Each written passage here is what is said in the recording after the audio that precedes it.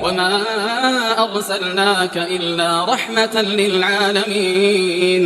Nomor 28, seorang wanita mengalami kecelakaan sementara dia sendiri masih di awal kehamilan. Misal hamil 2 bulan, 3 bulan, kecelakaan. Itu mengakibatkan janinnya gugur setelah pendarahan hebat.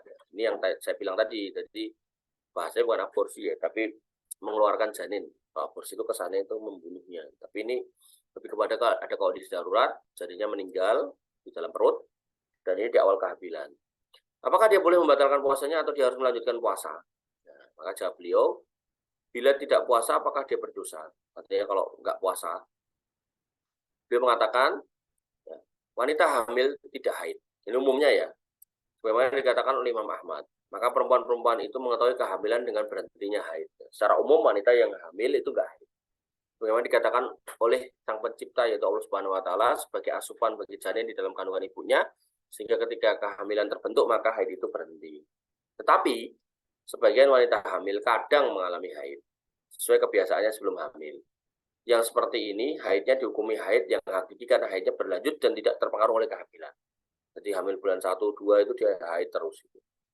Nggak oglangan itu. Jadi wanita haid ini menjadi penghalang semua yang dihalangi oleh haid di selain wanita hamil. Mengharuskan apa yang diharuskan dan menggugurkan apa yang diguguran. Artinya kalau walaupun hamil dan haid maka dia nggak boleh puasa, nggak boleh sholat. Sebaliknya kalau hamil dan nggak haid maka dia tetap puasa dan tetap sholat walaupun itu full 9 bulan. Kesimpulannya adalah bahwa darah yang keluar dari wanita hamil terbagi menjadi 2. Darah haid yaitu darah yang berlanjut sebagaimana sebelum kehamilan, artinya kehamilan tidak menghentikan haid, maka hukumnya dihukum sebagai haid. Jadi kehamilan bulan 1, 2, 3 sampai 9 kok haid terus, yaitu dihukum sebagai haid.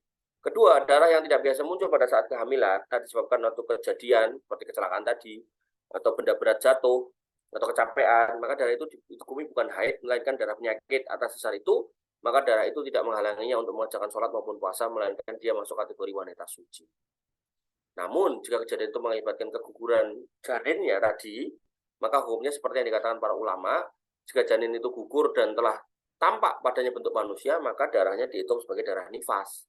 Sehingga dia harus meninggalkan puasa dan sholat, dan tidak boleh digauli oleh suaminya sampai dia suci dari nifas. Tapi jika janinnya yang keluar tadi belum berbentuk, ya, cuma segumpal daging gitu kan, maka darah itu tidak dihitung nifas, melainkan dihukumi darah rusak yang tidak menghalangi untuk menjalankan sholat maupun puasa dan lainnya. Para ulama mengatakan bahwa waktu minimal kehamilan agar janin terbentuk adalah 81 hari. Ini kan berarti sekitar 3 bulan ya. 3 bulan kurang. 3 bulan kurang 9 hari. Karena janin itu ada dalam kandungan ibunya sesuai riwayat Ibnu Mas'ud radhiyallahu an. Dia menyebutkan Rasulullah bercerita kepada kami dan beliau adalah orang yang paling benar dan dibenarkan, as-shadiqul masduq. Beliau bersabda, sesungguhnya salah seorang kalian dikumpulkan penciptaannya dalam perut ibunya 40 hari. Hari ini ketika masuknya sperma ke rahim ibu kita 40 hari. Kemudian menjadi segumpal darah semisal itu. Berarti tambah 40 hari jadi segumpal darah. Berarti 80 hari kan. Kemudian menjadi segumpal daging dengan semisal itu. Jadi berapa? 120 hari. Kemudian dikirimkan padanya malaikat dan diberitakan dengan 4 perkara. Berarti ini sudah ada ruhnya. Menulis rezeki, ajal, amal, dan takdirnya, dan sengsaranya. Berarti 120 hari kalau dibagi 30 berarti 4 bulan. Maka di sini dikatakan, janin tidak mungkin berbentuk sebelum itu. Artinya patokannya adalah 4 bulan, 120 hari. Maka pada umumnya pembentukan janin belum tampak sebelum usia 90 hari, sebagaimana diterangkan oleh sebagian ahli. Jadi, kalau saya lebih kepada mengikuti hadis ini, maka harusnya 4 bulan. 4 bulan ke atas itu dianggap sudah berbentuk, 4 bulan kurang dianggap nggak punya bentuk. Nah, karena sudah berbentuk, maka ditiupkan ruh pada 4 bulan ke atas.